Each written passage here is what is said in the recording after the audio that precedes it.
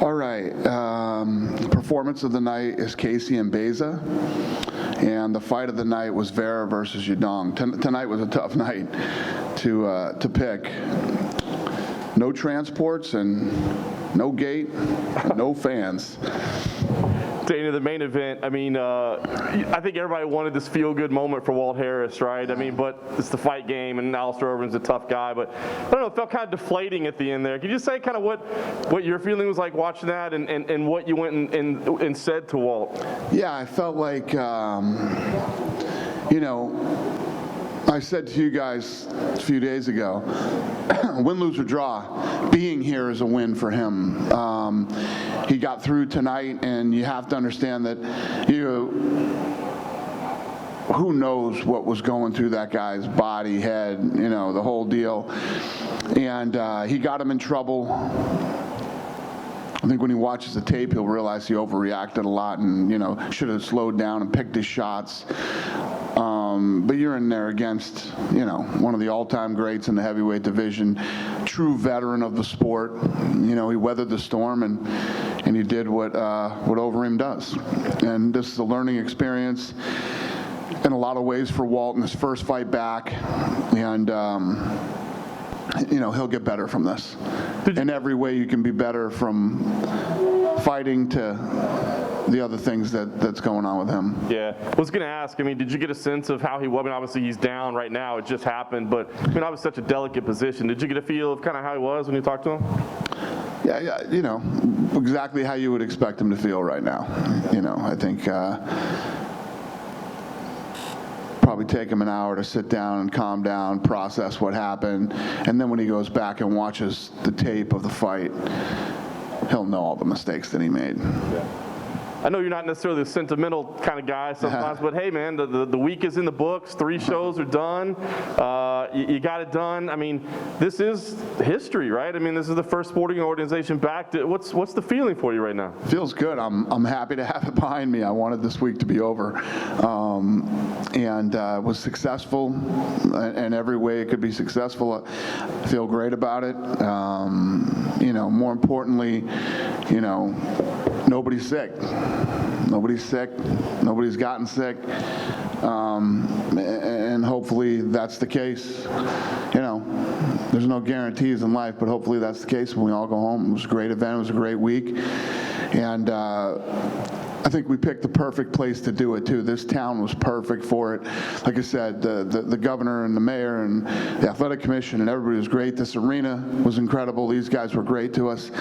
I don't know what your experience was out in Jacksonville, but everybody was nice. It was great. The food was awesome. I mean, I just couldn't say enough good things about Jacksonville and the experience here. So I'm glad we did it here first. So I'm ready to go home, though. I think we all are. Yeah. You're on a panel with some pretty important people in the rest of sports as well. I'm curious, have you had conversations with the other sports leagues? Have you had any advice to offer them other than come to Florida? Some people have had the, you know, we've sent the document to, you know, but it looks like, first of all, when you look at the people that run these other sports, these are all really smart guys, and nobody knows their business better than they do. They know what needs to be, you know. You basically just, first of all, this arena is what's the thing that they have? Shield, Venue Shield, is this project that they have where they come in and they literally clean the venue from top to bottom, you know, which is huge. Then there's things like just little things, that details you wouldn't think about. I mean, you saw the guys spraying down the octagon, wiping down the octagon between every fight. Like our headphones used to just be laying on the thing. Now they're in these packages that say that they've been sterilized. And all these little types of details that those guys would know better about their business than any of us ever would. That they have to literally sit down and break through item by item on what they need to do and how they need to make it as safe as they possibly can. And they'll figure it out. These are all smart guys. Yeah. These are all smart people that are running these companies. And there was a ton of attention on these 3 events and the safety and all that. All this protocol that was followed this week in Florida, is that essentially the way you see UFC events being done, like at the Apex, on Fight Line, all the same type of protocol? Yeah, this is what we're going to do. Listen, obviously, you guys know me. You've dealt with me long enough, When we're doing what we're doing and you're just taking unnecessary punishment, you know what I mean? I'm gonna fucking snap eventually, and I do. But we worked hard. We worked hard to pull this thing off and to get here. And nothing means more to me than the safety of everybody that was involved in the event. Not just with COVID-19, but fight that wasn't stopped soon enough, or and all these type of things. So every time we finish an event, I want everybody to go home safe, and it's not any different now with the COVID-19 thing. And we will do everything in our power. We will spend the money. We will get the best, the brightest. We'll talk to doctors and experts in the field and to figure out how to beat it. And one of the things that I always do is I believe that nothing is impossible. Everything can be done, especially in 2020. And you just have to be willing to work hard enough, spend some money, and come up with solutions. And that's what we did this week. Looking to the future, May 30th, you were hoping to have in Las Vegas. Any updates on that, on where we stand? Is May 30th going to be able to happen at the Apex? I don't know yet, but yeah, that's what we're working on. That's what we're hoping for. Right. And once May 30th is on, we're rolling now. If we can't get May 30th at the Apex, it's going to be super disappointing, but we will go somewhere else. You'll definitely have a card on May 30th. 100%. And then we noticed tonight in the advertising for UFC 250 that had been announced for June 6th. Now it just says coming in June. So is that not happening June 6th, or do you know what's going on with that? What did they do? It just said coming in June. It used to say June 6th. Yeah, well, first of all, nothing has mattered to us but this week right now. This is all we care about. Getting through this week. We go home, we start getting back in the office next week. All of our employees are being tested right now. So we're testing the whole company, and then we're going to get everybody back to work. And the matchmaking meeting is Tuesday, so we'll get our shit together next week. Sounds good. Well, I'll ask you one anyway. Last one for me. There was one fight that guys are going back and forth with each other on social media. That's Jon Jones and Francis Ngannou. Both seem to be wanting that fight. They say it's a big money fight. UFC's got to bring the big money. What do you think? It seems to be getting fans pretty intrigued. Is that a fight that you at least see as possible? Yeah, anything's possible. I don't know if those guys really want that fight, you know what I mean? Let me tell you this, and I'm not saying this is the case with these two. You see a lot of talk online and whatever it might be, but actually making fights is a whole nother ballgame.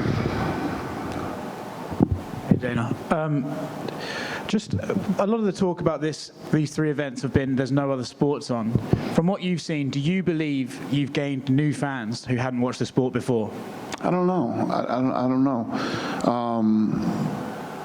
Hopefully that's the case. That would be awesome. But listen, it wasn't even about that. It was about, you know how strongly I felt that we could do this. So it's really what it was about for me. Eddie Hearn just announced his plans to bring boxing back in the UK. I was reading his plan. I have to say it seems very similar. Hotel, test the fighters when they arrive, socially distanced, digital media days, stuff like that. Yeah. Is he one of the guys you've spoken to about getting events back on? No, he and I spoke, but it was more just like he said, "You're a crazy motherfucker. Good luck tonight." The night of the fight. So that kind of stuff. No in detail talking. Cool. I know you said the matchmaking meeting is on Tuesday, but in regards to Fight Island, do you have an idea of who you'd like to see feature on that card, and do you have guys training for that date? Or no, I have no idea yet. We'll figure that out. I mean, guys are training. People are training right now. People want to fight. So I don't see an issue making a fight with anybody right now. And other than Rose, there might be others. So this isn't, I don't know if this is a fact, but I don't think there's anybody else that's brought up any issues about fighting right now.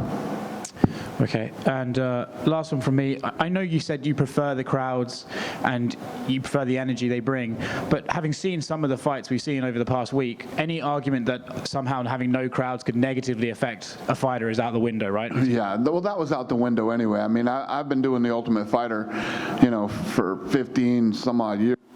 No crowds. And then we're doing, there we go. I've been doing The Ultimate Fighter for 15 some odd years with no crowds, and obviously the Contender Series. And some of the best fights you'll ever see are on there. What was cool about tonight that was different for me, or this week, I mean, and for you guys too, was fights of this level with no crowd, Big difference. Alistair Overeem won the main event. What did you make of his performance? I feel like the last 10 years, a lot has been made of his chin or lack thereof, according to fans and pundits, but you saw he took a lot of damage in that and still came back. So what did you make of it? That's crazy you say that. I said during the fight, I was like, damn, when did he get a super heavyweight chin? He took those big shots and recovered. Yeah, he looked good, And then there were several split decisions on this card. A lot of argument online. I think it was the co-main event between Angela and Claudia, the Song Yadong and Vera, and then one more escapes me. But did you agree with all of the split decisions on there? I gave Gadelia 1 and 3. I missed the Vera fight because I was talking to somebody. And then, what was the third one? What was the third one? The Ige Barboza. Who? Ige versus Barboza. Oh, yeah. I had Barboza winning that fight. What did you make of how do you think Barboza looked at featherweight against? He looked good. He looked strong. He looked strong. But Ige was, you think about it, that's actually his weight. He looked tough. He looked good in his first real nasty fight against a guy who's been around forever and a guy who came in great shape, looked good. Barboza gets in there and starts kicking and punching, and he starts to gas midway through the second, and he did not gas tonight. He looked good, especially for a guy that cut that much weight. And then earlier on the card, I don't know if you heard, but Nate Landwehr was screaming your name. Oh, I heard it. Yeah. Have you spoken to him? There's like 6 people in there. I heard him screaming. Yeah, that guy was a nut. That was a fun fight. It was a fun fight, and that guy was fun. And then one final one. Arizona Governor Doug Ducey announced all sports are going to be open, all professional sports. If you can't get the Apex, that's where I'll go. It would be Arizona? That's 100% where I'll go. Thank you. Yep. Dana, this week on Fox, they've been promoting the NASCAR as being the first big live sporting event. Have they really? What Eryk Shanks, you dirty bastard. And not mentioning the UFC already having 3 shows before then. Well, Shanks, the president of Fox called me, said congratulations, and somebody had to. So, I would call it more of an ESPN versus Fox thing than a UFC slap in the face. I have an incredible relationship with Fox, and you never have and you never will hear me say a bad word about Fox. Without Fox, there is no ESPN, and those guys were very, very good to us for the entire relationship, and I loved the time that I spent at Fox, and it's all good.